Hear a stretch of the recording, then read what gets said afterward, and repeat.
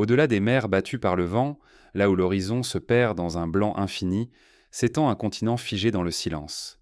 L'Antarctique, une terre qui n'a jamais offert que des fragments de sa vérité. Sous ces calottes épaisses de plusieurs kilomètres, quelque chose demeure inaccessible à l'œil humain. Des traces effacées par le temps, des structures effondrées ou peut-être des mystères que la glace protège jalousement depuis des millions d'années. Ici, la lumière du soleil ne fait que caresser une surface glacée, tandis que dans l'obscurité profonde reposent de l'eau des archives que la Terre n'a pas encore révélées. Ce n'est pas seulement un désert gelé, mais un coffre verrouillé par le froid et l'oubli. Ce que l'Antarctique cache pourrait redessiner l'histoire de notre monde, si jamais ces secrets venaient à émerger. Il existe encore, à la lisière du monde, une immensité qui échappe presque entièrement à l'empreinte humaine. L'Antarctique, continent de glace et de silence, surgit comme un paradoxe. À l'heure où chaque forêt est cartographiée, chaque désert traversé, chaque océan sondé par la technologie, cette terre blanche demeure intacte dans sa vastitude. C'est une frontière qui n'a jamais réellement cédé, un territoire que l'homme aborde mais ne possède pas. Pendant des siècles, on ne sut même pas s'il existait. Les anciens imaginaires parlaient d'une Terra Australis Incognita, une masse mystérieuse au sud du globe, censée équilibrer les continents du Nord. Ce n'était pas une terre que l'on connaissait, mais une terre que l'on devinait, un contrepoids nécessaire dans la géométrie fragile du monde. Ainsi naquit l'ombre d'un continent, conçu d'abord par l'intuition, avant d'être prouvé par les explorations. Lorsque les premiers navigateurs effleurèrent en ces côtes glacées, ce qu'ils rencontrèrent n'en était pas une terre accueillante, mais une barrière infranchissable. Des montagnes de glace dressées comme des murailles, des tempêtes hurlantes, une mer figée et d'icebergs mouvants. Tout semblait indiquer que ce lieu n'était pas destiné à l'homme. Et pourtant, cette interdiction naturelle ne fit qu'accroître le mystère, car une frontière qui résiste éveille toujours la curiosité. Le XIXe siècle vit se multiplier les expéditions. Des noms aujourd'hui gravés dans la mémoire des glaces, James Clark Ross, Ernest Shackleton, Robert Falcon Scott, Roald Amundsen. Ces hommes n'avaient en commun que la fascination pour l'inconnu. Ils savaient que l'Antarctique ne livrerait rien sans lutte et souvent elle coûta plus qu'ils ne pouvaient offrir. Les journaux de ces expéditions racontent un combat quotidien contre le froid, la faim, l'isolement. Chaque pas en avant était payé par une souffrance réelle. Et pourtant, au milieu de cette désolation, il y avait toujours l'intuition d'un secret à dévoiler. Car l'Antarctique ne se définit pas seulement par ce qu'il montre, sa véritable nature réside dans ce qu'il cache. Sous sa surface s'étend une archive intacte de millions d'années. Les couches de glace sont des pages accumulées, des chroniques silencieuses du climat, de l'atmosphère, des extinctions et renaissances du vivant. En forant profondément, les scientifiques ont découvert des bulles d'air prisonnières, témoins d'un passé lointain. Chaque fragment d'oxygène, chaque trace de carbone devient un mot d'un récit oublié. Le continent est un livre de mémoire, mais dont les pages sont scellées dans la glace. Pourtant, même ces recherches ne suffisent pourtant pas à épuiser le mystère, car plus on regarde vers l'intérieur, plus on devine l'existence d'un monde invisible. Sous les glaciers immenses se cachent des lacs qui n'ont jamais vu la lumière du soleil, isolés depuis des millions d'années. Ces eaux sombres, enfermées sous une chape de glace, pourraient abriter des formes de vie que la surface ignore. Ici, la biologie rencontre l'imaginaire. Quelles créatures, quelles bactéries, quels échos anciens pourraient survivre dans une obscurité totale? L'idée seule suffit à troubler. Mais l'Antarctique est aussi un paradoxe politique. C'est le seul continent sans pays, sans nation propre. En 1959, un traité fut signé pour en faire une terre dédiée à la science, neutre et partagée. Pourtant, derrière cette façade d'unité, chacun guette, chacun observe. Sous la glace, il pourrait y avoir des ressources, des minéraux, des énergies, des richesses qui attendent d'être convoitées lorsque les pactes faibliront. Ainsi, l'Antarctique n'est pas seulement un désert gelé, il est aussi une promesse, et chaque promesse attire les regards avides. À travers ce mélange d'interdits et de tentations, le continent conserve son mystère. Même à l'ère des satellites, une partie de son territoire reste voilée, protégée par l'immensité de la glace et la violence du climat. Les cartes y demeurent incomplètes, les mesures approximatives, les hypothèses nombreuses. Ici, l'ombre conserve ses droits. Ce caractère vierge n'est pas seulement géographique, il est aussi intérieur. Observer l'Antarctique, c'est contempler un lieu qui résiste aux temps humains. Les villes, les routes, les frontières, les guerres, tout cela s'efface devant le silence polaire. L'homme qui se trouve là-bas n'est plus qu'un visiteur éphémère, une ombre passagère sur une immensité indifférente. Cette expérience ébranle. Elle rappelle à chacun la fragilité de notre présence et la profondeur du monde qui nous précède. Ce silence absolu n'est jamais vide. Il semble habité par une mémoire ancienne, un murmure venu des âges géologiques, comme si le continent lui-même conservait un secret qu'il ne livrera qu'au moment choisi. Et peut-être ce secret ne sera-t-il pas une découverte éclatante, mais une révélation subtile, que le plus grand mystère de la Terre n'est pas ce qu'elle cache, mais le fait qu'elle continue à garder le silence malgré nos questions. En approchant de ce continent vierge, on pressent que chaque pas en direction de son cœur est aussi un pas vers l'inconnu en nous-mêmes. L'Antarctique agit comme un miroir. Ce que nous y cherchons est peut-être moins un secret extérieur qu'un reflet intérieur, une interrogation sur notre désir de tout comprendre, tout posséder. Et face à cette glace infinie, nous comprenons que certains lieux existent pour nous rappeler que tout ne nous appartient pas. C'est là, dans cette tension entre fascination et impossibilité, que réside le pouvoir de l'Antarctique. Un continent vierge qui se dérobe à l'avidité humaine, mais qui nourrit l'imagination depuis des siècles. Un territoire qui, sous son silence, suggère qu'il détient encore le plus grand secret enfoui de la Terre. Ainsi s'achève la première traversée. Mais derrière ce voile, sous des kilomètres de glace, se dessine déjà une autre énigme, encore plus troublante, car le véritable cœur de l'Antarctique n'est pas sa surface, c'est ce qui repose, caché et intact, sous l'épaisseur glaciale, là où la mémoire du monde dort depuis des millions d'années. Sous l'apparence blanche et immobile de l'Antarctique, un autre monde existe, invisible à l'œil humain. Des kilomètres de glace superposés recouvrent la terre ferme comme un voile millénaire. Cette épaisseur n'est pas une simple couche figée.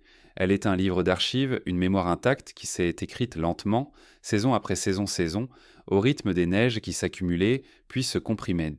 Chaque strate, chaque cristal formé au fil des âges renferme une trace infime du passé. Une bulle d'air, un grain de poussière, un fragment d'eau plus ancien que les civilisations. Lorsque l'on observe la glace en profondeur, on comprend que ce n'est pas seulement une matière solide, c'est une frontière entre le temps présent et des ères disparues. Les scientifiques qui forent au cœur de cette immensité en extraînant des carottes translucides longues de plusieurs mètres, comme des colonnes venues d'un autre temps. À l'intérieur, de minuscules bulles brillent comme des étoiles prisonnières. Ce sont des échantillons d'atmosphère qui remontent parfois à plus d'1 million d'années.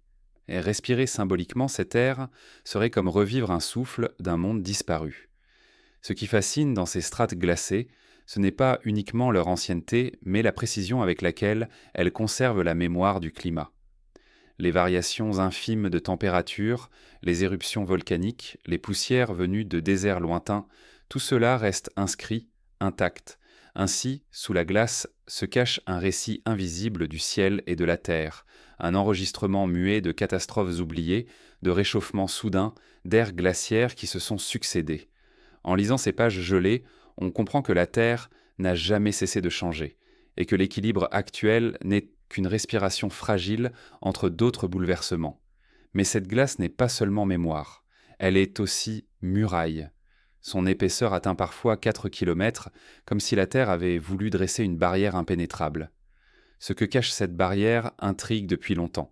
Sous cette chape figée se trouvent des pronos des montagnes, des vallées, des lacs, un relief entier, oublié, recouvert depuis si longtemps que nul ne sait vraiment ce qu'il abrite. Certaines chaînes de montagnes sont aussi vastes que les Alpes, mais elles n'ont jamais vu le ciel moderne. Elles dorment sous la glace comme des fantômes de pierre, inaccessibles et invisibles.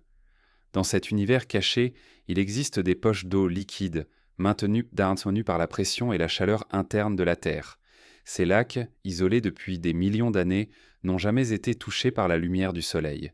Le plus connu est le lac Vostok, un océan secret sous 4 kilomètres de glace. Là, dans les ténèbres, il pourrait exister des formes de vie inconnues, des organismes qui n'ont jamais évolué au contact du monde de la surface.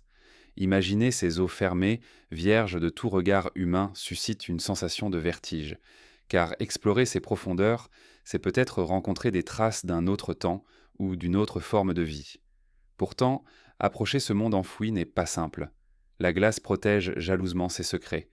Chaque tentative d'exploration se heurte au risque de contamination. Pénétrer ces eaux pourrait introduire des bactéries étrangères, détruire en un instant des écosystèmes préservés depuis l'aube du monde. Ainsi, la glace n'est pas seulement une prison, elle est aussi un gardien, un rempart contre la curiosité humaine. Ce qui se trouve dessous appartient encore au silence. Les légendes et hypothèses se multiplient autour de ce qui dort sous les glaces. Certains imaginent sont des paysages fossiles, peut-être des traces d'anciennes forêts ensevelies, figées comme des empreintes de lointaines époques où le continent n'était pas recouvert de glace. D'autres évoquent la possibilité de structures oubliées, des signes d'activité géologiques ou même humaines effacés par le temps. Ces récits ne font que renforcer le caractère énigmatique de l'Antarctique. Plus on avance, plus le mystère s'épaissit. Car la glace, en réalité, n'est pas immobile. Elle glisse lentement, comme un océan figé en mouvement. Des fleuves invisibles se forment sous elle, entraînant des fragments de terre et de mémoire vers la mer. Ce mouvement constant, presque imperceptible, rappelle que rien ici n'est réellement figé. Même dans son apparente immobilité, le continent respire et se transforme, mais selon une temporalité qui dépasse l'homme. Il y a, dans cette épaisseur glacée, une forme de dissimulation qui dépasse le simple hasard, comme si la Terre avait choisi de cacher une part de son histoire, la plus ancienne, de la protéger sous un voile infranchissable. L'homme ne peut qu'effleurer ce voile, en extraire quelques fragments, sans jamais accéder au tableau complet.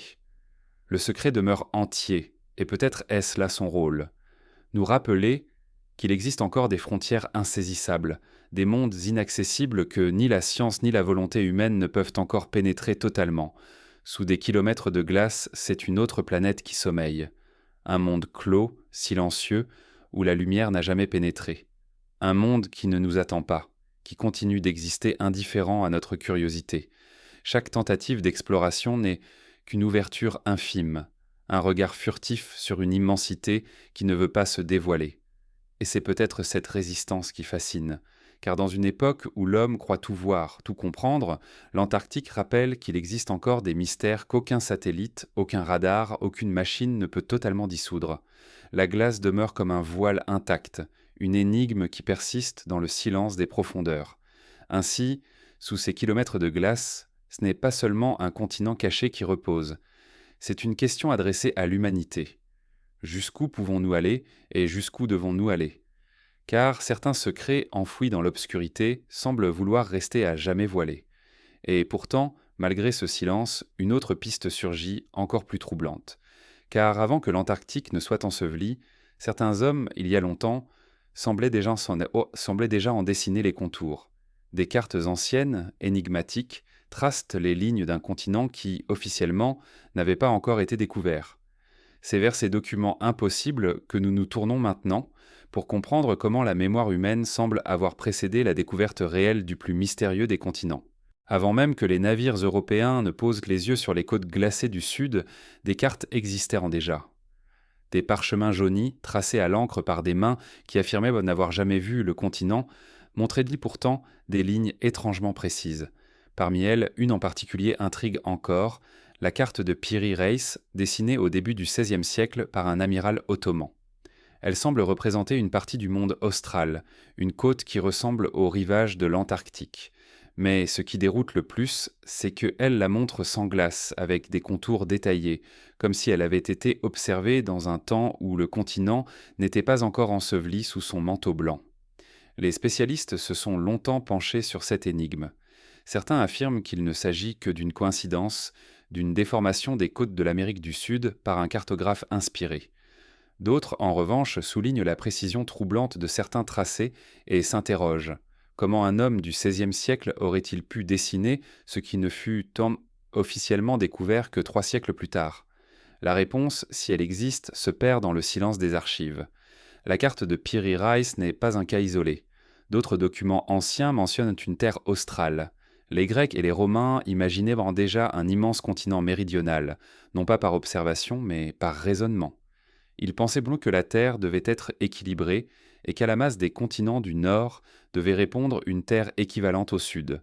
Une hypothèse devenue conviction, transmise de génération en génération, jusqu'à prendre la forme de croquis, d'esquisses, de récits géographiques. Peut-être ces cartes n'étaient-elles que des projections théoriques, mais peut-être aussi reposaient-elles sur une mémoire plus ancienne, une connaissance oubliée, transmise par fragments et recopiée sans en comprendre l'origine. Car il est une idée troublante, et si certains de ces dessins reflétaient pourtant des sources plus anciennes que les civilisations connues, peut-être des relevés d'un temps où le continent n'était pas encore figé sous la glace, un héritage perdu qui aurait traversé les âges. Les hommes de science préfèrent expliquer ces concordances par l'erreur, par la déformation des côtes, par l'imagination. Mais la ressemblance persiste, et dans cette ressemblance, l'ombre d'une question demeure. Le plus fascinant n'est pas seulement ce qui est représenté, mais ce qui semble interdit. Car chaque fois que surgit une hypothèse reliant ces cartes à une mémoire plus ancienne, elle est rapidement rejetée, comme si l'idée elle-même troublait un ordre établi. L'histoire officielle préfère rester linéaire, sans fissures, sans vestiges impossibles. Pourtant, les parchemins sont là, silencieux, montrant des rivages qui ne devraient sans pas exister dans leur contexte. Certaines telles traditions orales de peuples anciens parlent elles aussi d'un continent au sud, parfois décrit comme une terre de lumière, parfois comme un lieu inaccessible, gardien d'un savoir perdu.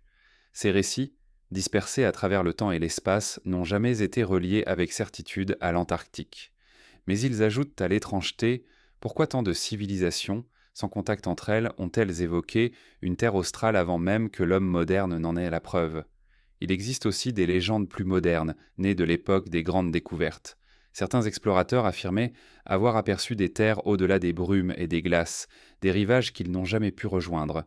Ces témoignages sont souvent considérés comme des illusions, des erreurs de navigation. Mais accumulés, ils dessinent une toile fragile où la certitude laisse place au doute. Derrière ces cartes impossibles se cache peut-être une vérité plus subtile. Ce n'est pas tant l'Antarctique qui est en jeu, mais la mémoire humaine elle-même, car chaque carte, chaque ligne tracée est le reflet d'un savoir, qu'il soit vrai ou imaginé. Et parfois ce savoir semble surgir de nulle part, comme un souvenir qui ne nous appartient pas vraiment. La mémoire des civilisations pourrait être plus ancienne qu'on ne le croit, avec des échos d'époques disparues qui continuent dans un sens de hanter nos archives. Il y a dans ces documents une impression persistante d'interdit, comme si ces mémoires ne devaient pas exister, comme si elles avaient échappé par erreur à l'oubli. Leur simple présence trouble l'ordre des choses. Elle rappelle que l'histoire que nous croyons linéaire pourrait être fragmentaire, faite de pertes et de silences. Dans ces silences, l'Antarctique devient un miroir, un lieu où la vérité reste enfouie, comme ces cartes qui disent sans vraiment expliquer. Certains chercheurs modernes continuent ce temps de s'interroger. Ils reprennent ces cartes, les comparent aux relevés satellitaires actuels et constatent donc des correspondances déroutantes. Pourtant, rien ne permet d'affirmer avec certitude que ces documents anciens sont la preuve d'un savoir perdu. La frontière entre le hasard et la mémoire interdite demeure floue, et c'est dans cette zone d'incertitude que le mystère s'épaissit. En contemplant ces cartes, on ressent une forme de vertige. Ce ne sont pas seulement des tracés sur un parchemin, ce sont des fenêtres entr'ouvertes sur une question fondamentale. Que savons-nous réellement du passé de la Terre ? Car si un seul de ces documents devait être pris au pied de la lettre, il bouleverserait l'idée que nous nous faisons du temps, de l'histoire et de la fragilité de notre mémoire collective. Ainsi, les cartes impossibles restent suspendues entre hypothèse et interdiction, entre hasard et secret.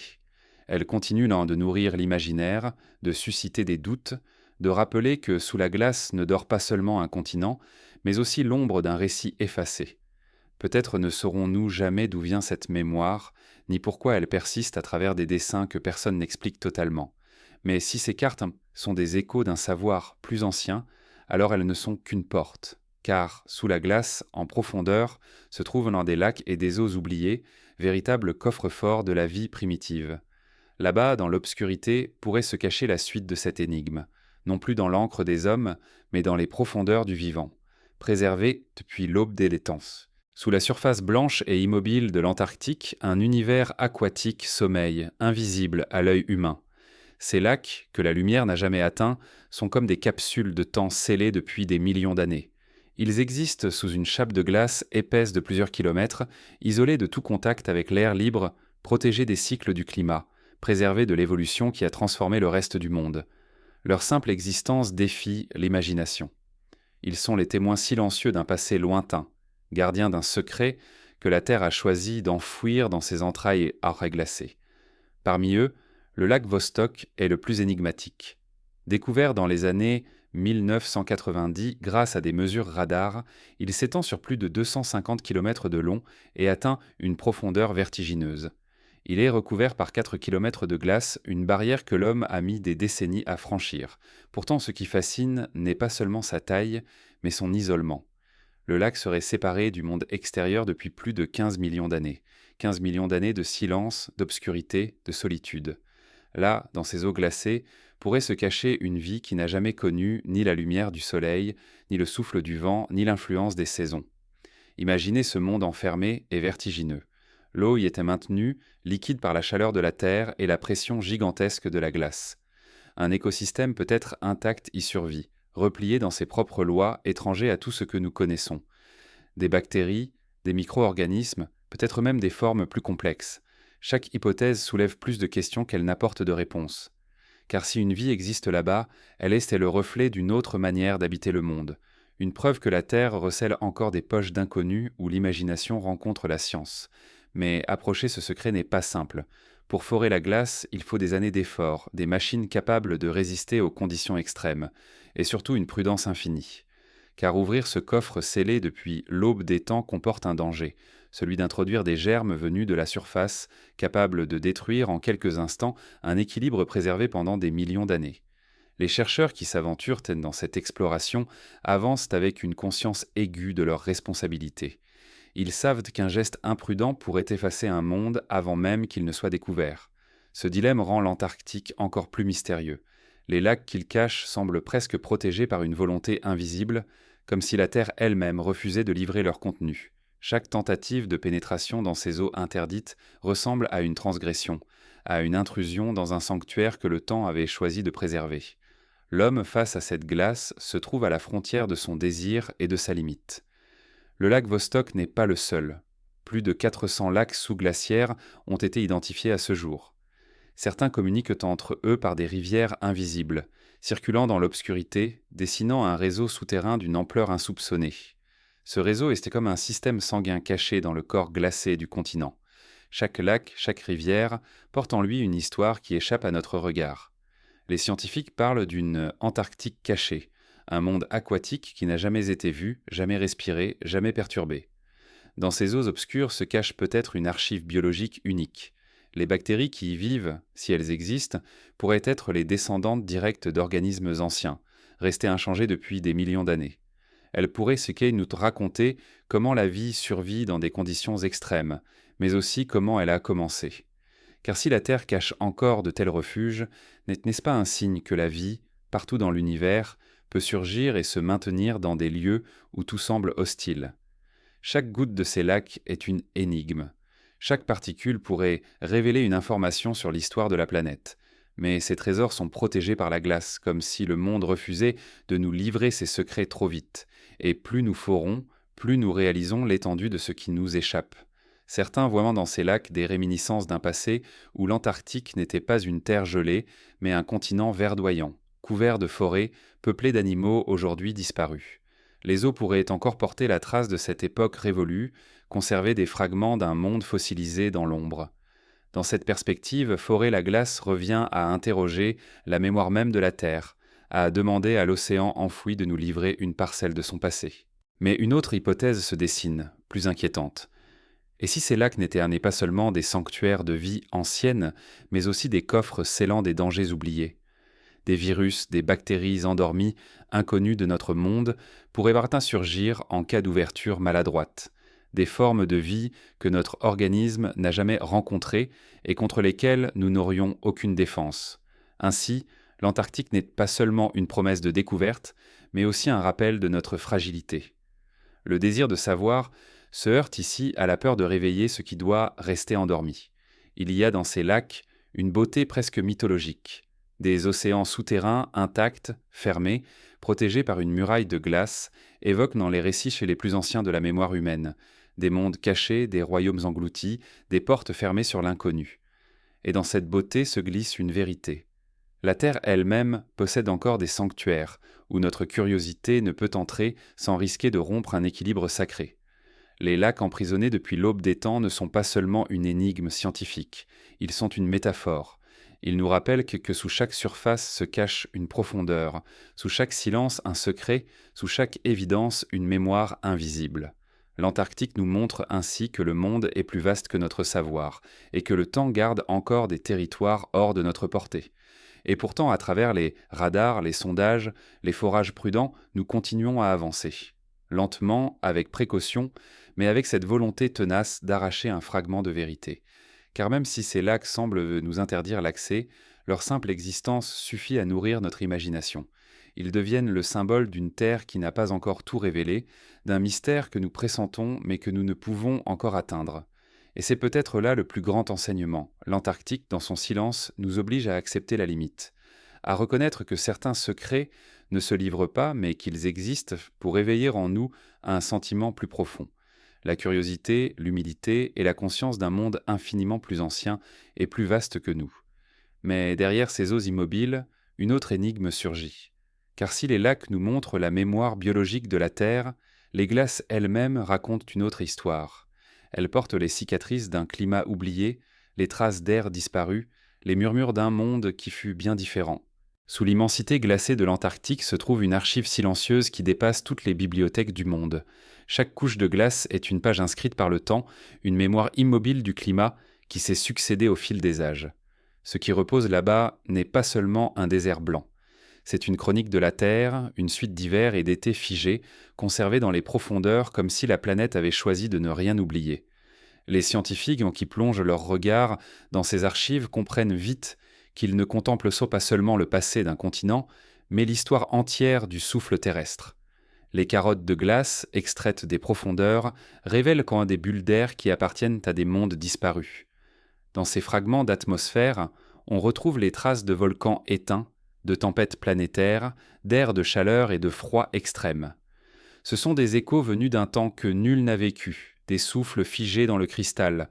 En les analysant, on entend presque le murmure de climats anciens, des équilibres fragiles qui se sont effondrés, des renaissances inattendues.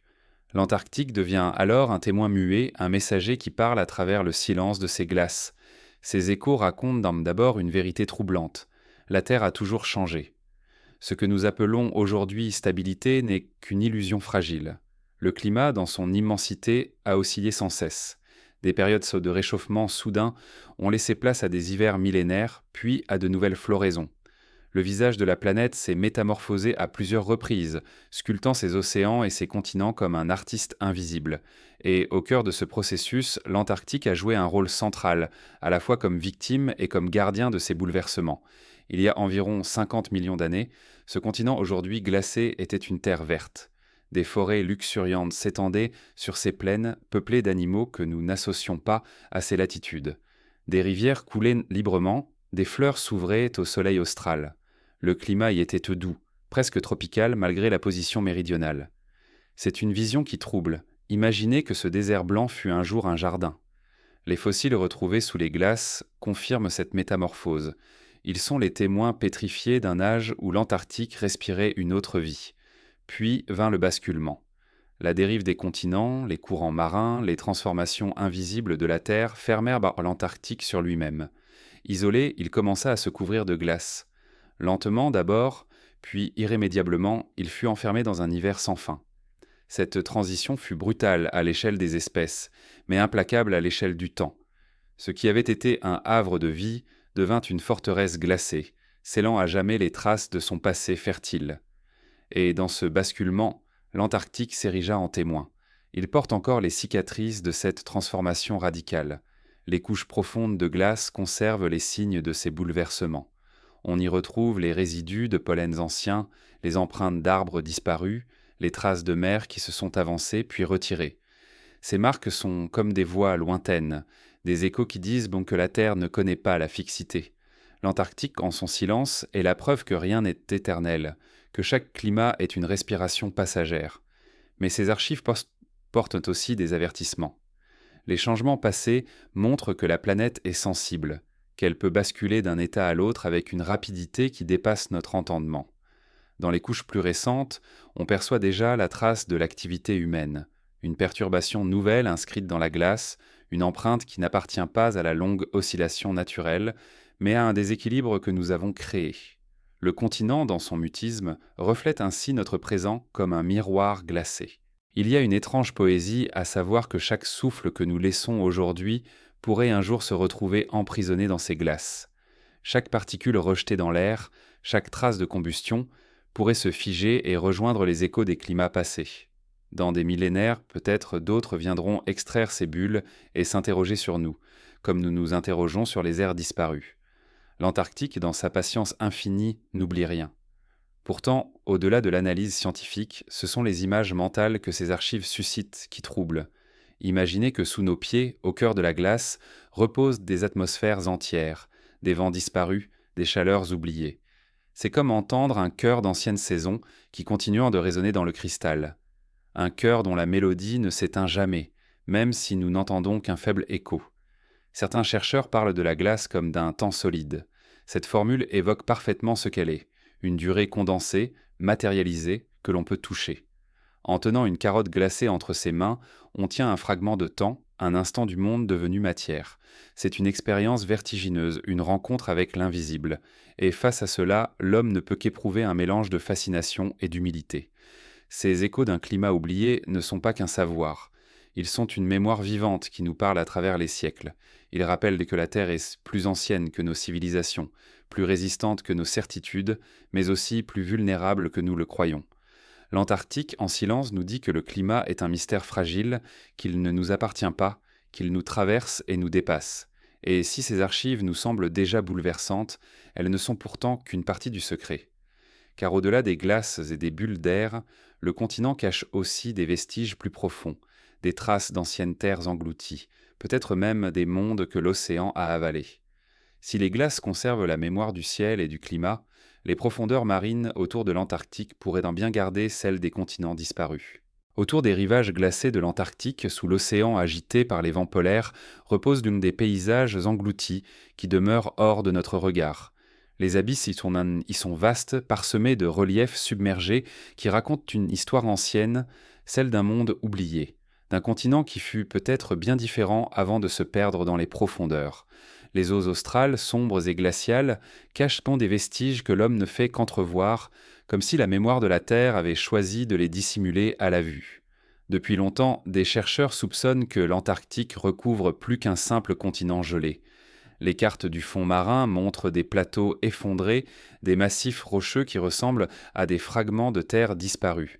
Certains reliefs sous-marins évoquent d'anciens rivages, comme si des plaines avaient été englouties, avalées par la montée des eaux et par le basculement des continents au fil des âges. Dans ce silence aquatique, la géologie rejoint le mythe. On imagine des contrées effacées, des terres où le vent soufflait jadis, aujourd'hui réduites à des fantômes de pierre. Parmi ces énigmes, une hypothèse persiste, celle de continents engloutis liés aux anciennes dérives de sein de la croûte terrestre, car l'Antarctique n'a pas toujours occupé sa position actuelle. Il a dérivé lentement, quittant des latitudes plus clémentes pour s'isoler au pôle. Dans ce mouvement, des terres ont disparu, d'autres ont émergé, et certaines ont sombré dans les océans. Ce qui repose sous les eaux glacées pourrait être les fragments de ces mondes effacés, traces d'un passé qui échappe à nos chronologies. Les océans gardent jalousement ces secrets. Les courants qui les parcourent sont parmi les plus puissants de la planète, et les tempêtes qui balayent la surface empêchent toute exploration prolongée. Même les sous-marins les plus sophistiqués peinent à sonder ces abysses. Les rares images obtenues par sonar montrent des silhouettes mystérieuses, montagnes abruptes, plateaux étendus, canyons d'une profondeur vertigineuse. Ces formes évoquent moins un océan que des paysages terrestres recouverts par l'eau, comme si l'on observait des continents endormis sous un voile liquide. Cette vision résonne étrangement avec certains mythes. Depuis des siècles, les traditions orales de divers peuples parlent de terres englouties, d'îles perdues, de royaumes disparus sous les flots. La plus célèbre de ces légendes est celle de l'Atlantide, mais d'autres récits, moins connus, évoquent également des contrées effacées par la mer. L'Antarctique, avec ses reliefs submergés, semble parfois incarner ces histoires, comme si la mémoire des peuples avait conservé un écho lointain d'un monde englouti au sud, recouvert par les eaux et par la glace. Pour les scientifiques, ces vestiges sous-marins sont avant tout des témoins de l'histoire géologique de la Terre. Mais au-delà de l'explication rationnelle, il reste ce sentiment persistant d'un secret enfoui, car dans ces profondeurs, tout demeure possible. Des traces fossiles d'anciennes forêts, des empreintes de vie disparues, ou même des indices d'un passé humain que nous n'avons jamais imaginé. Le silence des abysses y s'entr'ouisse nourrit l'incertitude, et dans cette incertitude naît l'émerveillement mêlé de crainte. Plus troublant encore, certaines anomalies magnétiques détectées sous la glace et les océans australes, éveillant l'imagination. Elles semblent indiquer des structures qui ne correspondent pas toujours aux simples caprices de la nature. D'immenses zones, aux signatures étranges, s'étendent sous la surface, comme si des fragments de croûte terrestre modifiées ou des formations insolites dormaient là, à l'abri de nos regards. Ces anomalies, étudiées mais jamais complètement expliquées, ajoutent une nuance d'interdit à ce territoire déjà inaccessible. Explorer ces abysses revient toujours à se heurter à une frontière. Les conditions extrêmes, le froid glacial, la profondeur vertigineuse rendent penser à toute incursion difficile. Chaque plongée est des brèves, chaque image fragmentaire. Nous ne percevons de ce monde que des éclats, comme si la mer refusait de nous laisser entrer plus loin. Et dans cette frustration, le mystère s'épaissit. Les océans de l'Antarctique sont plus qu'un décor, ils sont des gardiens. Ils protègent les fragments d'un passé perdu, veillant sur des vestiges qui pourraient bouleverser nos certitudes. Et c'est peut-être pour cela qu'ils se montrent si hostiles, non par hasard, mais comme pour maintenir ce qui doit rester caché. Imaginez ces continents engloutis, c'est s'aventurer dans un vertige temporel, car cela signifie que sous nos pieds, sous ces mers glacées, reposent les cicatrices d'une terre différente. Un monde où les rivages n'étaient pas ceux que nous connaissons, où les mers et les montagnes occupaient d'autres places. Un monde qui existait avant nous, qui a disparu sans témoin, et dont il ne reste que des échos dans la roche. Ce mystère, comme toujours en Antarctique, n'offre pas de réponse claire. Il ouvre une porte, et derrière cette porte s'étend une obscurité que nous ne pouvons qu'imaginer. Les vestiges sous-marins et les continents engloutis sont à la fois réels et symboliques. Ils existent dans les relevés des sonars, mais aussi dans l'imaginaire collectif. Ils rappellent que le monde est fait de couches successives, de mondes superposés, dont certains ne sont plus accessibles qu'à travers les murmures du temps. Et si ces abysses gardent encore leurs secrets, c'est peut-être parce que leur rôle n'est pas de se révéler, mais de nous rappeler qu'il existe encore des frontières que l'homme n'a pas franchies. Des frontières qui éveillent en nous une question plus vaste. Que savons-nous vraiment de notre planète ? Car sous la glace, sous les océans, l'Antarctique continue de cacher un livre dont les pages ne sont pas encore ouvertes. Ce livre, pourtant, n'est pas seulement fait de pierres et de reliefs. Il est aussi peuplé d'histoires humaines. Car au fil des siècles, ceux qui ont tenté de pénétrer l'Antarctique ont souvent laissé derrière eux autre chose que des cartes et des récits.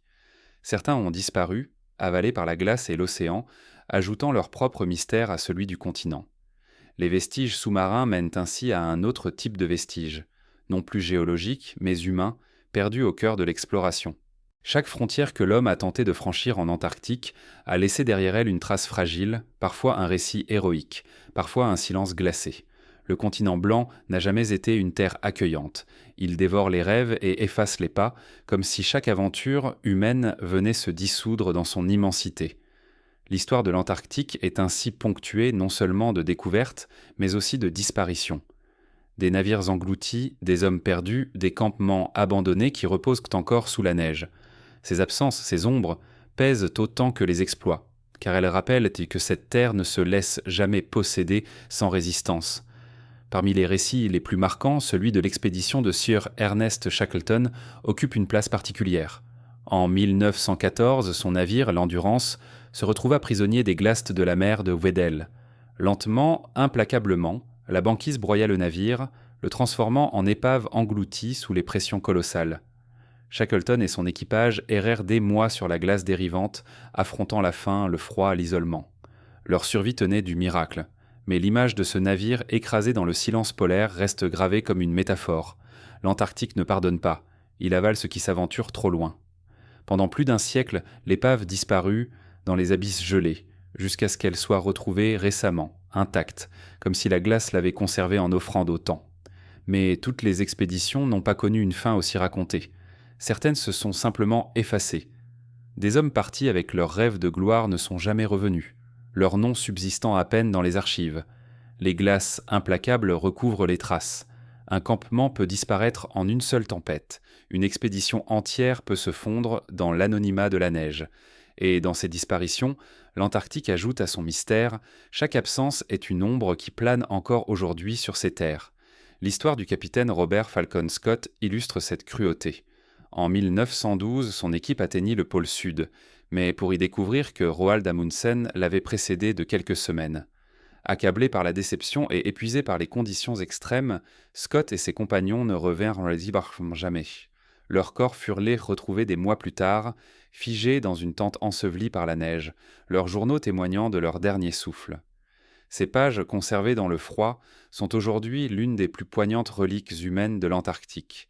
Elles ne racontent pas une victoire, mais une lente agonie, un sacrifice silencieux au milieu du désert blanc. Ces disparitions ne sont pas seulement des tragédies humaines, elles alimentent l'imaginaire. Chaque navire englouti, chaque équipe perdue devient une légende. Les hypothèses fleurissent. Que cherchaient-ils réellement? Ont-ils découvert quelque chose que la glace a ensuite recouvert? Les archives officielles parlent de faim, de froid, de fatigue. Mais derrière ces récits mots transparents, certains voient des zones d'ombre. L'idée persiste que certaines expéditions auraient approché un secret trop grand, trop dérangeant, et qu'elles se seraient éteintes avant de pouvoir le révéler. La mer de Ross, les montagnes transantarctiques, la terre de la Reine Maude, autant de lieux qui portent encore la mémoire de ces disparus. Les vents hurlants et les blizzards effacent les traces, mais le souvenir demeure. Le continent, avec son silence, devient un tombeau ouvert. Les restes des explorateurs, figés dans la glace, sont peut-être encore là, préservés comme des statues naturelles, attendant qu'un hasard les dévoile. Chaque fragment retrouvé, un gant, une caisse, une épave, devient une relique, un signe fragile d'une présence humaine engloutie par la nature. L'ombre des expéditions disparues ne se limite pas aux récits historiques. Même à l'époque moderne, le continent continue de réclamer son tribut. Des avions se sont écrasés, des missions scientifiques se sont interrompues brusquement, des chercheurs ont péri dans l'isolement. Malgré la technologie, malgré les précautions, l'Antarctique garde son caractère indompté. Et chaque perte moderne rappelle que la frontière entre la survie et l'oubli y est plus mince qu'ailleurs. Ce qui frappe dans ces disparitions, c'est leur caractère définitif. Dans d'autres régions du monde, les traces humaines persistent, ruines, vestiges, monuments. Ici, le temps et la glace effacent tout. Un campement peut être enseveli en quelques jours, un navire englouti pour des siècles, un corps conservé intact sous la neige sans jamais être retrouvé. Le continent ne restitue que rarement ce qu'il prend. Ce silence entretient une impression de secret. Les disparus semblent s'être fondus dans la matière même de l'Antarctique, devenue partie intégrante de son mystère. Et c'est peut-être là le plus fascinant. Car au-delà de la douleur des pertes, ces disparitions nourrissent une mémoire collective où l'Antarctique devient non pas seulement une terre, mais un être, comme si le continent possédait une volonté propre, exigeant des sacrifices en échange de quelques révélations. Chaque expédition perdue devient ainsi un pacte tacite, un rappel que cette immensité ne se laisse approcher qu'au prix du silence. L'ombre des expéditions disparues plane encore aujourd'hui sur chaque mission scientifique, sur chaque projet d'exploration. Les chercheurs, en s'installant dans leurs stations isolées, savent qu'ils marchent sur les traces de ces hommes effacés. Ils sentent la présence diffuse de ces ombres, comme un avertissement. L'Antarctique observe et il se souvient. Mais ces disparitions humaines ne sont pas les seuls messages laissés dans le temps, car la glace elle-même, au-delà d'engloutir les vivants, conserve aussi des vestiges bien plus anciens. Des archives qui ne sont pas seulement humaines, mais planétaires. Des messages que le permafrost garde précieusement, enfouis depuis des époques où le monde était méconnaissable. Sous la surface immobile de l'Antarctique, la glace n'est pas seulement un tombeau pour les explorateurs disparus. Elle est aussi une archive plus vaste, une capsule temporelle qui renferme les vestiges d'un monde que nous ne connaissons plus. Chaque strate du permafrost est un coffre scellé contenant des fragments de vie, des matières organiques, des poussières d'époques éteintes. Ce sol gelé, dur comme la pierre, est en réalité une bibliothèque silencieuse, où la Terre a enfermé ses messages les plus anciens. En creusant dans ces couches glacées, les chercheurs découvrent parfois des restes préservés avec une précision qui semble défier le temps. Des mousses fossilisées, des pollens intacts, des fragments d'ADN ensevelis depuis des millions d'années. Dans ces reliques figées, la mémoire de paysages disparus ressurgit. Elle parle d'une époque où le continent blanc était vert, couvert de forêts et traversé par des rivières. Chaque graine, chaque fibre est comme une lettre oubliée dans un manuscrit immense, un fragment d'histoire écrit par la nature elle-même. Mais le permafrost recèle aussi des messages plus inquiétants. En son sein dorment des micro-organismes qui n'ont pas vu la lumière depuis des millénaires. Certains sont déjà morts, réduits à des traces inertes, mais d'autres semblent attendre, conservés comme dans un sommeil profond. Ces formes de vie microscopiques, inconnues de nos défenses de biologiques, pourraient sans réapparaître si la glace venait à céder. Ce qui, pendant longtemps et paraissait impossible, devient aujourd'hui une hypothèse tangible à mesure que le climat change et que les glaces reculent. Dans d'autres régions du monde, comme en Sibérie, des virus et des bactéries anciens ont déjà été retrouvés dans le permafrost qui dégèle. Certains ont pu être réactivés, rappelant que le passé n'est jamais totalement mort. En Antarctique, cette possibilité prend une dimension encore plus troublante, car là-bas l'isolement est absolu et les archives de glace remontent à des temps où l'humanité n'existait même pas. Si des organismes dormants y survivent encore, ils pourraient appartenir à un monde antérieur à tout ce que nous connaissons. Des messagers d'une époque où la vie s'écrivait autrement. Le permafrost devient ainsi un livre à double lecture. Il nous parle d'un passé fertile, mais aussi d'un passé dangereux, porteur de menaces que nous ne comprenons pas encore. Chaque forage est une exploration dans une obscurité où l'on ne sait jamais si l'on trouvera un vestige inoffensif ou une puissance endormie. Le mystère se double ici d'une responsabilité, savoir lire ces messages sans libérer ce qui doit rester piégé. Pour les scientifiques, l'exploration du permafrost est une quête fascinante. Elle leur permet de reconstituer des climats anciens, de suivre les migrations invisibles des plantes, de retrouver des signatures génétiques qui éclairent l'évolution du vivant. Mais cette quête est aussi hantée par une impression plus diffuse, celle de réveiller un passé qui n'avait pas vocation à ressurgir. Comme si chaque fragment arraché au gel n'était pas seulement une découverte, mais aussi une fracture dans le silence du temps. Le caractère intact de ces archives trouble l'imagination. Un insecte figé dans la glace, une mousse verte conservée malgré les millénaires, une bactérie endormie depuis une ère géologique. Tout cela évoque un passé si proche qu'il semble encore respirer. On a parfois l'impression que le permafrost n'est pas un simple gardien, mais un conservateur jaloux qui attend le moment où l'homme viendra troubler ce sommeil millénaire. Dans certains récits, on retrouve même l'idée que le permafrost contient plus que des traces naturelles. Des hypothèses, souvent contestées, évoquent la possibilité que des artefacts inconnus, des restes d'activités oubliées, soient aussi prisonniers de ces couches. Si ces rumeurs sont vraies, cela signifierait que la glace protège non seulement la mémoire de la nature, mais aussi celle d'histoires humaines ou préhumaines, volontairement ou accidentellement effacées. Ces spéculations ne sont jamais prouvées, mais leur persistance révèle la fascination que suscite ce sol gelé, ce coffre verrouillé depuis l'aube des temps. L'idée que des messages sont piégés dans le permafrost dépasse la simple science. Elle touche quelque chose de plus intime, car qu'est-ce qu'un message sinon une tentative de communication à travers le temps ? Les graines fossilisées, les pollens préservés, les bulles d'air emprisonnées dans la glace sont autant de lettres adressées à ceux qui viendraient après. La Terre, à travers son sol gelé, semble nous avoir laissé des traces de ce qu'elle fut, comme si elle savait que quelqu'un, un jour, chercherait à comprendre. Mais la lecture de ces messages n'est pas simple.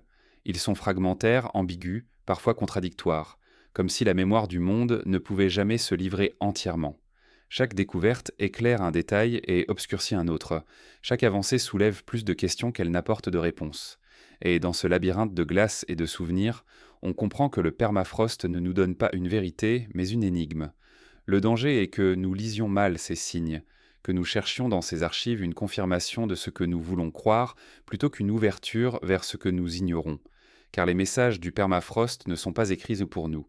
Ils sont les restes d'un monde indifférent à notre présence, un monde qui ne cherchait pas à être compris, mais simplement à exister. Nous ne faisons que tendre l'oreille vers un murmure qui n'était pas destiné à nous parvenir. Et pourtant, dans cette distance réside une forme de beauté. Lire le permafrost, c'est dialoguer avec la Terre, même si ce dialogue est fait de malentendus et de silence. C'est reconnaître que nous ne sommes pas les premiers ni les derniers, que d'autres mondes ont existé avant le nôtre et que leurs traces persistantes, enfermées dans la glace, patientes et muettes. Mais ces messages ne se contentent pas de parler du passé. Ils évoquent aussi un avenir possible. Car si le permafrost venait à libérer ce qu'il contient, Anciennes formes de vie, virus oubliés, gaz accumulés, ils pourraient transformer notre présent. Ce qui est enfoui pourrait revenir comme un écho qui traverse les âges, pour nous rappeler que la Terre, dans son immensité, ne cesse jamais de dialoguer avec elle-même. Ainsi, le permafrost est à la fois un livre, un tombeau et un avertissement. Il montre que le passé n'est jamais totalement enterré, qu'il continue de respirer sous nos pieds, prêt à ressurgir au moment inattendu. L'Antarctique, dans son silence, garde cette mémoire avec une fidélité absolue, comme un gardien qui n'oublie rien. Et si ces messages piégés dans la glace nous fascinent, c'est qu'ils ne sont qu'une partie de l'énigme. Car au-delà des archives biologiques et des reliques fossiles, il existe des zones où le continent lui-même semble se dérober, des régions où les instruments détectent des anomalies inexplicables. Là-bas, au cœur du pôle, surgissent donc des mystères encore plus troublants, des phénomènes qui ne relèvent ni du hasard ni du souvenir, mais de l'inconnu pur. Le cœur de l'Antarctique, là où les glaces s'élèvent comme une forteresse infinie, recèle des étrangetés qui défient pas la raison. Dans un désert où tout semble uniforme, les instruments des chercheurs révélaient parfois des dissonances, comme des murmures cachés dans l'épaisseur glacée. Ces anomalies, qu'elles soient magnétiques, thermiques ou gravitationnelles, intriguent depuis des décennies. Elles sont comme des cicatrices invisibles sur le corps du continent, signe d'une vérité qui se dérobe. L'Antarctique, en silence, montre ainsi qu'il n'est pas seulement un désert figé, mais un lieu où l'inexplicable affleure par instants. Parmi les anomalies les plus célèbres se trouve celle détectée dans les années 1950 dans la région de Wilkes Land. Des relevés aériens mirent en évidence une énorme singularité gravitationnelle, comme si une masse enfouie, gigantesque, reposait sous la glace. Les estimations évoquaient une structure de centaines de kilomètres de diamètre. Les interprétations, elles, demeuraient en monde flou. Certains y virent l'impact d'un ancien astéroïde, d'autres l'empreinte d'une montagne engloutie, et d'autres encore osèrent évoquer la trace d'une structure artificielle scellée par le temps. Quelle qu'en soit l'origine, cette masse continue de hanter l'imaginaire, car elle reste inaccessible, prisonnière de plusieurs kilomètres de glace. Plus troublant encore, des variations de chaleur ont été détectées dans certaines zones. Sous la surface glacée, les capteurs enregistrent des anomalies thermiques inexplicables, des points plus chauds que la logique ne le justifie. Certains chercheurs parlent de volcans endormis, d'autres d'activités géologiques encore mal comprises. Mais l'idée que la glace repose sur des sources de chaleur invisibles nourrit les spéculations. Ces foyers souterrains pourraient expliquer la présence de lacs liquides à grande profondeur, mais ils éveillent aussi une inquiétude. Que se cache-t-il sous cette chape blanche, générant une énergie qui échappe encore à nos modèles ? Les anomalies ne sont pas seulement physiques, elles apparaissent aussi dans les récits. Certains pilotes ayant survolé le pôle sud durant les premières explorations aériennes rapportèrent avoir aperçu des ouvertures gigantesques, comme des trous béants dans la glace menant vers l'inconnu.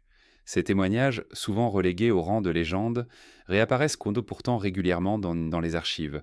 Même si la science moderne tend à les réfuter, leur persistance dans la mémoire collective trouble l'imaginaire. Car l'idée d'un accès dissimulé vers un monde intérieur résonne avec des mythes très anciens, ceux d'une terre creuse peuplée de secrets enfouis. Ce qui alimente davantage le mystère, c'est la discrétion entourant certaines données. Plusieurs zones de l'Antarctique échappent encore à une cartographie précise. Les satellites eux-mêmes semblent parfois montrer des images incomplètes, comme si des fragments du continent étaient involontairement masqués ou inexpliqués. Cette absence de clarté nourrit les rumeurs d'anomalies cachées, de régions interdites où la science ne dit pas tout. Qu'il s'agisse d'un simple manque de données ou d'une volonté de protéger certains secrets, le résultat est le même. Le mystère s'épaissit. Les anomalies magnétiques ajoutent elles aussi une note d'étrangeté. Certaines zones perturbent les instruments de navigation, rendant difficile l'orientation. Ces perturbations peuvent s'expliquer par des variations naturelles du sous-sol, mais leur intensité et leur localisation intriguent. Dans un continent où tout est déjà hostile, ces poches d'incohérence renforcent le sentiment que l'Antarctique n'est pas seulement une étendue gelée, mais un labyrinthe dissimulé. Derrière ces phénomènes se dessine une constante. L'Antarctique résiste à la transparence. Même les outils modernes, capables de sonder les fonds marins et d'explorer les planètes lointaines, semblent se buter sur ces secrets. Chaque avancée technologique dévoile une parcelle du mystère, mais révèle aussi une nouvelle anomalie, un nouvel écart qui déjoue les explications, comme si le continent avait la capacité de se protéger, de garder en lui des zones opaques que l'homme ne peut pas pénétrer. Cette opacité réveille les imaginaires les plus anciens. Depuis des siècles, des traditions parlent de terres cachées au sud, de royaumes invisibles préservés des regards. Les anomalies modernes résonnent avec ces récits, comme si la science venait confirmer l'existence d'énigmes pressenties depuis longtemps. Dans le silence du pôle, les mythes et les mesures semblent se rencontrer, fusionnant dans une même impression. L'Antarctique cache quelque chose qui dépasse notre compréhension. Il est possible que ces anomalies, tentant ne soient que des caprices naturels, produisent au sein de la géologie ou de la physique du continent. Mais même si tel est le cas, elles rappellent que la Terre garde en elle des zones qui échappent encore à nos certitudes. Elles nous confrontent à la limite de notre savoir, nous obligeant à reconnaître que, même ici-bas, nous ne comprenons pas tout. Et dans cette limite, une forme de beauté se dévoile, celle d'un monde qui conserve encore des mystères. Les anomalies du pôle sud ne sont pas des réponses, mais des questions. Elles ouvrent des brèches dans notre vision du monde, nous forçant à accepter l'incertitude. Elles rappellent que l'Antarctique n'est pas seulement un désert blanc, mais un espace de possibles, un livre encore fermé dont les pages ne se livreront peut-être jamais entièrement. Et derrière ces anomalies scientifiques et géographiques, une autre réalité s'impose. L'Antarctique est aussi une zone de rivalités humaines, car là où le mystère persiste, les regards des nations se tournent, attirés par la promesse de richesse ou de secrets à détenir. Derrière le silence des glaces se cache aussi une lutte discrète, une guerre froide qui ne dit pas son nom. Sous l'apparence d'un désert gelé et inhabité, l'Antarctique est devenu l'un des théâtres les plus étranges de la politique mondiale. Officiellement, il n'appartient à personne. Aucun drapeau n'y flotte durablement, aucune armée n'y campe officiellement, aucun pays n'a le droit d'y exploiter ses ressources. Le traité sur l'Antarctique, signé en 1959, établit cette neutralité fragile. Le continent devait rester un sanctuaire pour la science, un espace de coopération internationale, préserver des conflits et des ambitions économiques. Sur le papier, c'est un modèle unique. Mais derrière cette façade pacifique, un jeu plus subtil s'est installé, une rivalité silencieuse où chaque nation avance ses pions dans l'ombre de la glace. Cette guerre ne ressemble à aucune autre. Il n'y a pas de bataille, pas d'armées en marche, pas de conquête visible. Les armes utilisées sont plus discrètes. Stations de recherche érigées à des points stratégiques, expéditions financées pour marquer une présence, satellites surveillant les mouvements des autres. Chacun observe, chacun attend. Car tous savent que sous la glace dorment des richesses immenses, minerais rares, pétrole, gaz et surtout des réserves d'eau douce colossales, emprisonnées depuis des millénaires. Tant que le traité tient, ces ressources sont protégées. Mais si un jour il devait se fissurer, le continent deviendrait l'enjeu d'une ruée mondiale. D'ores et déjà, certains signes trahissent cette attente. Les bases scientifiques ne sont pas toutes de simples laboratoires. Beaucoup sont construites comme des avant-postes, installés dans des régions que les pays espèrent un jour revendiquer. La science ici se mêle à la stratégie. Chaque forage, chaque carte topographique, chaque étude est aussi une manière de préparer l'avenir, de constituer des dossiers pour prouver une présence historique le moment venu. Sous le vernis de la coopération, on sent la tension d'un partage à venir. Le climat renforce cette inquiétude. À mesure que la glace recule, de nouvelles zones s'ouvrent, laissant entrevoir ce qui était jusqu'alors inaccessible. Les nations savent que ce réchauffement, dramatique pour l'équilibre du monde, est aussi une opportunité pour accéder à des ressources prisonnières de la glace. La fonte progressive devient ainsi un signal. Elle annonce une époque où les convoitises se libéreront, où le traité, si fragile, pourrait ne plus suffire à contenir les appétits. Il existe déjà des disputes larvées. Plusieurs pays revendiquent dans Koifrandong des portions du continent, bien que ces revendications soient gelées par l'accord international. Ces lignes invisibles, tracées sur des cartes, attendent en leur heure. On y lit l'ombre d'une géopolitique glacée, suspendue dans le temps comme si l'Antarctique était une bombe à retardement diplomatique. Chaque nation garde le silence, mais les positions sont connues. Et dans ce silence, une tension plane, rappelant que la paix affichée n'est qu'un équilibre précaire. Les bases elles-mêmes, parfois situées à proximité les unes des autres, fonctionnent comme des observatoires mutuels. Les scientifiques deviennent malgré eux des sentinelles, surveillant les mouvements, rapportant les activités suspectes. Le continent, loin d'être un espace neutre, est devenu un échiquier. Les pions y avancent lentement, sans bruit, mais chaque placement est calculé. C'est une guerre où les armes sont remplacées par la patience et la présence. Cette rivalité s'étend même dans l'invisible. Les satellites en orbite scrutent l'Antarctique, mesurant ses glaces, observant ses reliefs, enregistrant ses anomalies. Officiellement, ces données servent la science. Mais en coulisses, Ramsey, elles sont aussi des outils stratégiques. Comprendre le continent, c'est préparer l'avenir. Chaque anomalie magnétique, chaque ressource détectée, chaque relief cartographié est un atout potentiel. Et dans ce domaine, la coopération cède souvent la place à la dissimulation. Ce paradoxe fascine. Le lieu le plus vide du monde est aussi l'un des plus disputés. Sa désolation est sa richesse. Parce qu'il semble intouchable, il attire les convoitises. Parce qu'il est interdit, il nourrit les plans secrets. Parce qu'il est silencieux, il amplifie la rumeur des rivalités. L'Antarctique devient ainsi un miroir du monde, un espace où les tensions s'expriment sans éclat, où les nations se battent sans armes, où l'avenir se dessine dans le secret des stations perdues. Et ce jeu d'ombre n'est pas seulement politique, il est aussi symbolique. Chaque nation qui plante son drapeau dans la glace affirme plus qu'une présence. Elle affirme une volonté, une puissance, une capacité à défier l'extrême. Le continent devient une scène où l'humanité projette ses ambitions. Mais il observe, indifférent, et il recouvre lentement de neige les drapeaux qui s'y dressent nains. Ce conflit silencieux pose une question plus vaste. Que se passera-t-il si les glaces continuent de se retirer? Quand les richesses enfouies deviendront accessibles, qui aura le droit de les exploiter? Le traité, conçu dans un autre temps, pourra-t-il encore protéger le continent face aux besoins grandissants d'un monde en crise? Ou bien l'Antarctique deviendra-t-il le théâtre d'une nouvelle ruée où la science cédera sa place à la conquête? Il y a dans cette incertitude une menace sourde, car si l'Antarctique devait être livré aux rivalités, ce ne serait pas seulement un territoire en jeu, ce serait une mémoire, une pureté, un silence que nous perdrions. La guerre silencieuse des nations polaires n'est pas encore une guerre ouverte, mais elle est un prélude à un basculement où le continent le plus vierge du monde deviendrait le plus convoité. Et au cœur de ces rivalités, une autre énigme persiste. Car au-delà des ressources et des ambitions, l'Antarctique cache aussi une vie insoupçonnée, dissimulée sous ses glaces. Une vie qui n'a jamais connu le soleil et qui pourrait bien être l'un des secrets les plus troublants du continent. Sous l'immense calotte qui recouvre l'Antarctique, au plus profond des ténèbres, se cache peut-être une autre forme de monde. Un monde qui ne vit ni de soleil, ni de lumière, mais d'un équilibre fragile entre l'eau liquide emprisonnée et les forces discrètes de la Terre. Ce royaume invisible n'a pas de jour, pas de ciel, pas de saison. Et pourtant, les indices accumulés laissent supposer qu'il pourrait abriter la vie.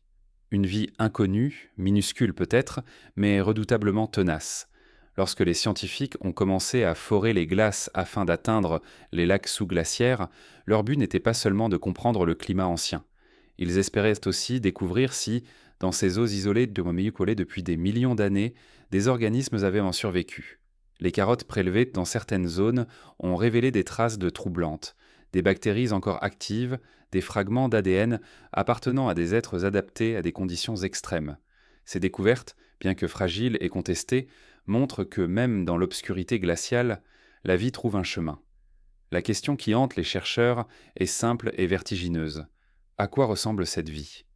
Dans des lacs isolés comme Vostok ou Ellsworth, l'environnement n'a pas changé depuis l'aube des temps. S'il existe des micro-organismes, ils ont évolué dans un isolement total, façonné par des pressions que nous n'imaginons pas et par une obscurité absolue. Peut-être ressemblent-ils aux formes primitives qui ont donné naissance à la vie sur Terre, ou peut-être représentent-ils une évolution parallèle, une autre manière d'être, un miroir de ce que la vie peut devenir lorsqu'elle s'affranchit de la lumière. L'idée que la vie prospère dans ces ténèbres résonne avec des questions plus vastes. Si des organismes peuvent survivre dans des conditions aussi extrêmes ici-bas, pourquoi ne pourraient-ils pas exister ailleurs, sur d'autres mondes glacés? Les lunes de Jupiter et de Saturne, Europe, Encelade, recèlent elles aussi des océans enfouis sous la glace. L'Antarctique devient alors une sorte de laboratoire naturel, un reflet terrestre des mystères cosmiques. Ce que nous découvrons dans son obscurité pourrait transformer notre compréhension de la vie dans l'univers. Pourtant, il ne s'agit pas seulement de science. Il y a quelque chose de profondément troublant dans l'idée d'une vie cachée, qui s'est maintenue à l'abri de notre regard, comme si le continent protégeait un secret vivant, refusant de nous le livrer trop vite. Le silence glacé devient une enceinte, une barrière que l'homme hésite à franchir, car pénétrer dans ces lacs, c'est briser un équilibre vieux de millions d'années. Et l'on se demande toujours, avons-nous le droit de perturber ce sanctuaire? Certains chercheurs, en contemplant les carottes prélevées, parlent d'une émotion difficile à décrire. Dans une goutte d'eau piégée sous des kilomètres de glace, ils voient un monde entier, une histoire qui n'a jamais rencontré la nôtre. Cette vie, si elle existe, n'a jamais connu les arbres, ni les oiseaux, ni les humains. Elle s'est développée dans un isolement parfait, étrangère à tout ce qui nous est familier. L'idée qu'une telle altérité puisse exister sur notre propre planète bouleverse nos certitudes, mais cette vie inconnue n'est pas nécessairement rassurante. Si des organismes ont survécu dans ces conditions extrêmes, ils pourraient aussi être porteurs de capacités qui nous échappent. Résistant à des pressions inimaginables, capables de se nourrir d'éléments que nous considérons comme stériles, ils incarnent une forme d'adaptation radicale. Leur rencontre pourrait être une découverte mais aussi un danger. Dans l'obscurité glaciale, il est difficile de distinguer le miracle de la menace. Il y a aussi une dimension plus mystérieuse. Certains indices relevés par des chercheurs paraissent presque trop étranges pour être compris. Des structures microscopiques qui ne ressemblent pas à celles des organismes connus, des comportements chimiques qui défient avant nos modèles. Ces anomalies, encore inexpliquées, rappellent que nous ne sommes peut-être pas prêts à comprendre ce qui se cache là-bas, comme si le continent lui-même nous donnait des fragments de réponses tout en dissimulant l'essentiel. Dans l'imaginaire collectif, cette idée d'une vie enfouie dans les glaces alimente des récits plus sombres. On imagine des créatures endormies depuis des millions d'années, réveillées par les forages humains. On pense à des organismes qui, une fois libérés, pourraient se répandre dans un monde qui n'a jamais appris à s'en défendre. Ces histoires, souvent reléguées à la fiction, trouvent pourtant leurs racines dans une réalité simple. Le passé n'est pas mort tant qu'il dort dans la glace. La découverte d'une vie inconnue dans l'Antarctique serait un bouleversement comparable à la découverte d'un autre monde. Elle remettrait en cause notre place, notre unicité, et montrerait que la vie, loin d'être fragile, est une force qui persiste même là où tout semble l'interdire. Mais en même temps, elle nous met face à une responsabilité. Savoir approcher cette altérité avec humilité, sans chercher à l'assimiler ou à l'exploiter. Ce silence glacé, habité peut-être par des formes de vie invisibles, est comme un miroir. Il reflète notre désir de savoir, mais aussi notre peur de découvrir ce qui nous échappe. Chaque goutte d'eau sous la glace devient une énigme, chaque microbe un messager du passé ou de l'avenir. Et dans cette énigme, c'est l'humanité entière qui se contemple. Sa curiosité, sa fragilité, son incapacité à accepter l'inconnu sans vouloir le dominer. Au-delà de la science et de l'imaginaire, cette question touche à notre relation avec le mystère. Car si la vie existe dans ces ténèbres, elle nous rappelle une évidence que nous oublions souvent. La Terre n'est pas entièrement connue. Même après des siècles de découvertes, elle garde en elle des zones intactes, des poches d'étrangeté qui nous échappent. L'Antarctique, dans son obscurité glaciale, incarne cette vérité, que le monde est encore plein de secrets. Et cette vie inconnue, si elle se dévoile un jour, ne sera sans doute qu'un fragment de ce que le continent cache. Car au-delà des organismes invisibles, au-delà des lacs emprisonnés, des anomalies et des archives, des indices laissent croire que sous la glace pourraient reposer des structures insoupçonnées, non pas seulement naturelles, mais peut-être façonnées. Comme si le plus grand secret de l'Antarctique n'était pas seulement biologique, mais architectural. Au-delà des mystères biologiques et des anomalies physiques, l'Antarctique abrite un autre type de rumeur, plus troublante encore. Dans l'épaisseur de la glace et sous les reliefs engloutis, certains chercheurs et explorateurs disent avoir perçu des formes inattendues, des géométries qui ne ressemblent pas à de simples caprices de la nature. Des images radars, des relevés satellitaires et des témoignages isolés ont alimenté une hypothèse qui ne cesse de hanter l'imaginaire. Et si, sous le voile blanc, reposaient des structures façonnées, des traces d'un dessin oublié? Tout commence avec les relevés réalisés dans les années 60 et 70. En scrutant les profondeurs du continent, certaines équipes détectèrent des formes régulières, lignes droites, angles presque parfaits, zones rectangulaires ou circulaires qui semblaient défier le hasard. Officiellement, ces observations furent attribuées à des phénomènes géologiques ou à des artefacts liés aux instruments. Pourtant, leur régularité continue de surprendre, car la nature, dans son immensité, aime les courbes et les fractures, rarement les angles nets. L'une des anomalies les plus célèbres est celle relevée dans la Terre de la Reine Maude, où certains clichés satellites semblent montrer une ouverture gigantesque, comme l'entrée d'une cavité circulaire. Les sceptiques parlent d'une illusion créée par les ombres et les contrastes de la glace. Mais pour d'autres, ces images réveillent une idée plus ancienne, celle de portes dissimulées, de passages vers des mondes intérieurs. L'écho des mythes ressurgit, mêlant le rationnel et l'imaginaire dans une même interrogation. Des documents militaires déclassifiés ajoutent à ce brouillard. On y trouve des mentions d'anomalies topographiques jamais expliquées, d'expéditions envoyées dans des zones précises puis rappelées sans raison apparente. Ces fragments d'archives nourrissent l'idée que certaines découvertes n'auraient pas été rendues de public. Le silence qui entoure ces dossiers intrigue davantage que leur contenu. Car en Antarctique, ce qui est tu semble souvent plus lourd que ce qui est révélé. Certaines théories vont plus loin encore, suggérant que sous la glace reposeraient tsahant les traces d'une civilisation disparue, engloutie avant l'avènement de nos propres sociétés. Cette hypothèse, largement rejetée par la science académique, persiste pourtant dans l'imaginaire collectif. Elle trouve un écho dans les cartes anciennes qui semblaient en représenter l'Antarctique libre de ses glaces, et dans les légendes évoquant des terres australes mystérieuses. Même sans preuve, l'idée fascine, qu'un savoir oublié ait pu précéder le nôtre, caché aujourd'hui sous des kilomètres de glace. Pourtant, entre l'illusion et la révélation, la frontière est sans mince. Les satellites captent des images ambiguës, les radars dessinent d'en des formes que notre œil interprète peut-être trop vite. Ce que nous voyons dans la glace dépend aussi de ce que nous espérons y trouver. Une ligne peut être une faille ou un mur, un cercle peut être une cavité naturelle ou une ouverture façonnée. Dans le silence de l'Antarctique, nos projections se confondent avec la réalité. Et c'est peut-être cela qui trouble le plus, car même si ces structures ne sont que des illusions, elles révèlent quelque chose de profond, notre incapacité à accepter que ce territoire puisse rester entièrement naturel.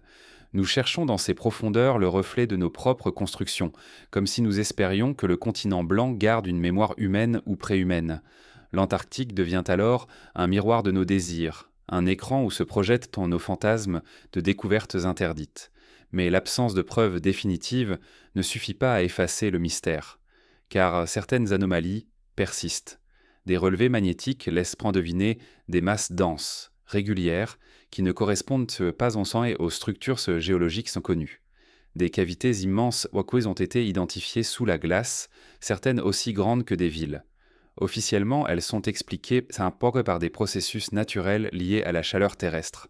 Pourtant, leur disposition et leur taille intriguent. Ces vides semblent parfois trop ordonnés pour être fortuits. Dans ce flou, une vérité s'impose. Nous ne savons pas ce que cache réellement la glace. Les données sont fragmentaires, les explorations limitées, et chaque réponse amène une nouvelle question. La possibilité que nous soyons passés à côté d'une révélation majeure demeure ouverte. Que ce soit une structure naturelle d'une ampleur inédite ou une trace façonnée, le mystère reste intact. Cette incertitude nourrit une atmosphère presque sacrée. L'idée que sous nos pieds puisse dormir une révélation, qu'elle soit géologique ou historique, transforme l'Antarctique en un sanctuaire.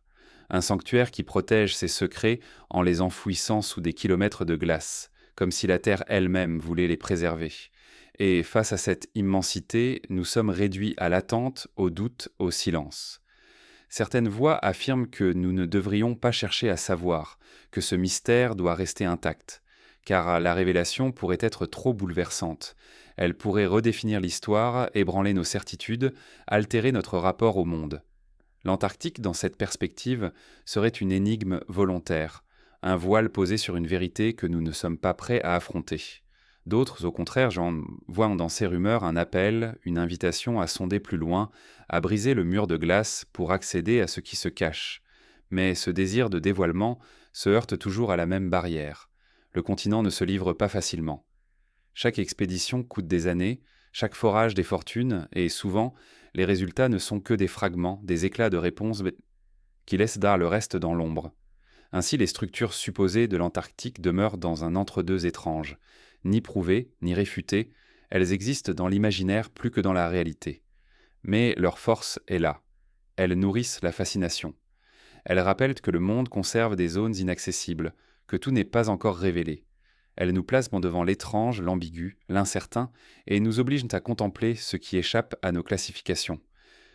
Dans ce paysage d'ombre et de spéculation, une autre vérité se profile.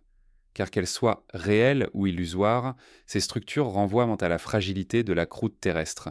Elles révèlent un continent travaillé par des forces souterraines immenses, traversées de fractures invisibles qui sculptent ses entrailles. Et dans ces fractures, peut-être, se trouve la clé d'un futur dévoilement que la fonte des glaces ne manquera pas d'accélérer. Sous l'immensité blanche et immobile de l'Antarctique, la glace n'est qu'un voile, car en profondeur, bien au-delà des strates gelées et des cavités sombres, le sol lui-même porte des cicatrices. La croûte terrestre que l'on imagine solide, stable, protectrice, est en réalité parcourue de fissures immenses, invisibles depuis la surface. Ces fractures dessinent des lignes souterraines, des failles profondes qui rappellent que le continent repose sur un socle fragile. Ce que l'homme foule de ses pas n'est qu'une surface trompeuse posée sur des plaies anciennes, toujours actives, toujours prêtes à se rouvrir. La terre de l'Antarctique n'est pas homogène. Sous la glace, des chaînes de montagnes entières dorment, enfouies depuis des millions d'années.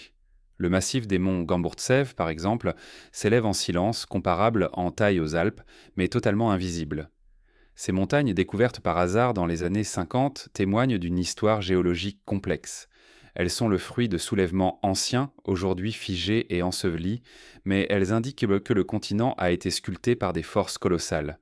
Ces forces ne sont pas mortes, elles se manifestent encore dans les fractures profondes, là où la croûte se tend et se brise. Les relevés sismiques réalisés au cours des dernières décennies montrent que l'Antarctique est traversé par des failles d'une ampleur insoupçonnée.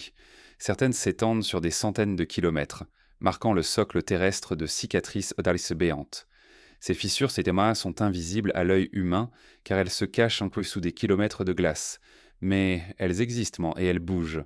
Lentement, imperceptiblement, elles déplacent contre des masses colossales, provoquant parfois des tremblements discrets, inaudibles à la surface, mais enregistrés par les capteurs. Ces fractures rappellent que sous le silence glacé, la Terre continue de respirer. Certaines de ces failles pourraient être liées aux grands mouvements qui ont isolé l'Antarctique il y a des dizaines de millions d'années. Lorsque le continent s'est détaché du Gondwana, il a glissé vers le sud, se figeant au pôle comme une forteresse blanche. Ce glissement a laissé des cicatrices profondes, des zones de tension où la croûte terrestre garde la mémoire de cette dérive. Ces fractures ne sont pas des lignes mortes, elles sont des rappels que le continent, malgré son apparente immobilité, demeure vivant dans ses entrailles. Les anomalies thermiques détectées sous la glace semblent parfois liées à ces fractures. Dans certaines zones, la chaleur du manteau terrestre affleure, réchauffant la base des glaciers et alimentant des lacs souterrains. Ces points chauds ne sont pas répartis au hasard. Ils suivent de souvent les lignes invisibles des failles. Ainsi, la vie inconnue des profondeurs, les cavités liquides, les anomalies gravitationnelles, tout cela pourrait être relié aux fractures du socle. Comme si le continent entier était un puzzle fissuré dont chaque pièce raconte une partie de l'histoire. Ces fractures sont aussi des portes vers le passé, car lorsqu'elles s'ouvrent, elles libèrent parfois des fragments fossiles, des dépôts de sédiments anciens, des échos d'époques disparues. Dans les carottes de glace et de roches prélevées près de ces zones, on retrouve des traces de forêts anciennes, de mers intérieures oubliées, de climats qui n'ont plus d'équivalent aujourd'hui. Chaque faille est une cicatrice, mais aussi une archive, un couloir vers des mondes effacés. Pourtant, les fractures de l'Antarctique ne sont pas seulement tournées vers le passé, elles contiennent aussi une menace pour l'avenir. Car si certaines venaient à s'ouvrir davantage, elles pourraient déstabiliser des masses de glace colossales. L'équilibre précaire du continent repose sur ce socle fissuré. Une fracture trop active, une poussée trop forte, et des pans entiers de calotte pourraient glisser vers l'océan. Ce danger n'est pas immédiat à l'échelle humaine, mais il plane comme une ombre, rappelant que même la glace n'est pas éternelle. Il existe une étrange beauté à imaginer ces fractures invisibles. Des lignes immenses dessinées dans la profondeur parcourent un continent que l'homme croit figé. Comme des veines souterraines, elles transportent l'énergie du monde, silencieuse mais persistante. Nous ne les voyons pas, mais elles façonnent la surface, elles conditionnent les mers, elles sculptent l'avenir. L'Antarctique, à travers elle, se révèle non pas immobile, mais vibrant de forces que nous ne maîtrisons pas. Certains chercheurs, en étudiant ces failles, évoquent l'idée que le continent pourrait se fragmenter dans un avenir lointain, Comme d'autres terres avant lui, il pourrait se briser en plusieurs morceaux, donner naissance à de nouvelles mers, réinventer la géographie de la planète. Dans cette perspective, l'Antarctique n'est pas un désert figé, mais un organisme en transformation lente. Ces fractures invisibles sont les signes avant-coureurs de métamorphoses futures. Ce savoir trouble l'imaginaire. Car si la Terre peut encore se briser et se recomposer, que valent nos frontières, nos cartes, nos certitudes? Les fractures de l'Antarctique rappellent que tout ce que nous croyons immuable est provisoire. Le sol sous nos pieds, que nous pensons solide, n'est qu'une peau fragile recouvrant un corps en mouvement. Et l'Antarctique, dans son silence, incarne cette vérité plus que tout autre lieu. Mais ces fractures ne sont pas que des phénomènes géologiques, elles sont aussi symboliques. Elles rappellent aussi la fragilité de notre savoir, la limite de notre regard, car nous ne les voyons pas directement. Nous ne faisons qu'enregistrer leurs effets, interpréter leurs traces, imaginer leurs formes. Elles existent dans l'invisible, comme des cicatrices que la Terre refuse de montrer pleinement. Dans ce refus, l'Antarctique garde son rôle de gardien des mystères. Ainsi, le continent blanc n'est pas seulement un sanctuaire de glace, mais une forteresse fissurée, un monde en tension permanente. Ces fractures invisibles sont à la fois archives et menaces, cicatrices du passé et prémices de l'avenir. Elles révèlent vraiment que la stabilité est une illusion, que la Terre change toujours, que l'immobile n'existe pas. Et si ces lignes profondes nourrissent déjà notre inquiétude, elles annoncent aussi autre chose. Car à mesure que la glace se retire, ces fractures pourraient se révéler, mettant à nu ce que la Terre a longtemps caché. Et dans ce dévoilement, peut-être se trouve le véritable secret de l'Antarctique. Non pas seulement ce qu'il fut, mais ce qu'il pourrait redevenir lorsque le froid ne sera plus suffisant pour couvrir ses cicatrices. Il est difficile d'imaginer l'Antarctique autrement que comme une immensité immobile, recouverte d'un voile de glace éternelle. Pourtant, ce que nous appelons éternité n'est qu'un état transitoire dans le rythme de la Terre. La glace recouvre aujourd'hui les reliefs, les montagnes et les vallées du continent, mais déjà elle recule, lentement, inexorablement. Ce retrait invisible à l'œil nu s'étend pourtant année après année. Comme si le secret gardé depuis des millions d'années commençait à s'ouvrir, fissure après fissure. Les images satellites montrent des fractures dans les calottes, des glaciers colossaux qui se détachent, formant des icebergs plus grands que des pays. Ces événements semblent ponctuels, mais ils composent un tableau plus vaste, celui d'un continent en train de se transformer. Lorsque la glace s'efface, elle révèle par fragments un paysage resté caché depuis l'aube du temps. Des vallées des profondes, des montagnes oubliées, des cavités béantes apparaissent, offrant des aperçus fugaces de ce que fut autrefois l'Antarctique. Ce dévoilement, s'il se poursuit, pourrait bouleverser notre regard sur la planète. Car sous la glace repose non seulement la mémoire des climats passés, mais aussi un monde géographique entièrement dissimulé. Lorsque les glaciers se retirent, ils dévoilent parfois des traces de végétation ancienne, des sédiments qui parlent de mers disparues, des empreintes de forêts fossiles. Chaque fragment révélé est un message venu d'un âge où le continent n'était pas ce désert glacé, mais une terre vivante, traversée par des rivières et peuplée de créatures disparues. Le futur dévoilement de l'Antarctique soulève une question vertigineuse. Qu'allons-nous découvrir lorsque la glace ne sera plus là pour cacher ce qu'elle recouvre ? Certains évoquant la possibilité de retrouver des paysages entiers fossilisés, des écosystèmes préservés comme des archives parfaites. D'autres imaginent pensent à des formes de vie endormies, des organismes qui referont surface après avoir survécu dans l'obscurité pendant des millions d'années. L'idée même que le continent puisse redevenir accessible au regard humain nourrit un mélange d'attente et d'inquiétude. Car la glace, en se retirant, n'offre pas seulement des révélations. Elle expose aussi des menaces. Les couches figées emprisonnent des quantités gigantesques d'eau douce et de gaz. Leur libération progressive pourrait transformer les équilibres de la planète, redessiner les littoraux, bouleverser les climats. Le dévoilement est donc ambivalent. Promesse de savoir, mais aussi avertissement. Ce que la Terre nous révèle, elle le fait au prix de bouleversements qui nous dépassent. Dans cet effacement, il y a quelque chose d'inquiétant, comme si la planète décidait de lever le voile, mais de manière brutale, par la fonte et le chaos. Le secret ne serait pas révélé par notre patience ou notre science, mais par une transformation irréversible du monde. L'Antarctique, en se dérobant, nous met face à notre fragilité. Il nous dit que les révélations que nous attendons ne viendront peut-être pas comme un trésor offert, mais comme une conséquence d'un déséquilibre que nous avons provoqué. Ce dévoilement futur interroge aussi notre regard. Nous sommes fascinés par ce qui s'ouvre, par ce qui se livre, mais sommes-nous prêts à voir ce que nous cherchons? La glace a protégé ses paysages, ses archives, ses formes de vie. En disparaissant, elle nous les rend. Mais elle nous impose aussi une responsabilité, celle de savoir contempler sans détruire, comprendre sans consommer. Or, l'histoire humaine nous montre que nous savons rarement résister à la tentation de posséder ce que nous découvrons. Dans les profondeurs qui se révèlent déjà, certaines anomalies géologiques intriguent. Des cavités immenses apparaissent, formées par la fonte interne, et laissent deviner des mondes souterrains encore plus vastes. Des cartes récentes montrent des réseaux de vallées comparables aux grands fleuves du monde, mais dissimulés sous la glace. Ces vallées pourraient se redevenir visibles, ressurgir à la lumière après des millions d'années de nuit. Elles nous rappellent que le continent, sous sa surface immobile, est une terre sculptée et complexe, dont nous n'avons encore aperçu qu'une ombre. L'imaginaire s'empare de ce futur dévoilement. Certains y voient la possibilité de retrouver les vestiges de civilisations disparues, d'anciennes mémoires humaines ou préhumaines, effacées par le temps. D'autres y voient le risque d'ouvrir des portes qui devraient rester closes, de libérer des forces ou des formes de vie que nous ne comprenons pas. Entre révélation et menace, l'Antarctique nous place face à un choix que nous ne contrôlons pas vraiment, celui d'assister à un dévoilement que nous n'avons pas provoqué, mais qui adviendra malgré nous. Le retrait de la glace est un spectacle lent, presque imperceptible. Pourtant, il nous concerne tous. Chaque iceberg détaché, chaque glacier affaibli, chaque vallée révélée nous rapproche d'un moment où le continent blanc ne sera plus ce qu'il est aujourd'hui.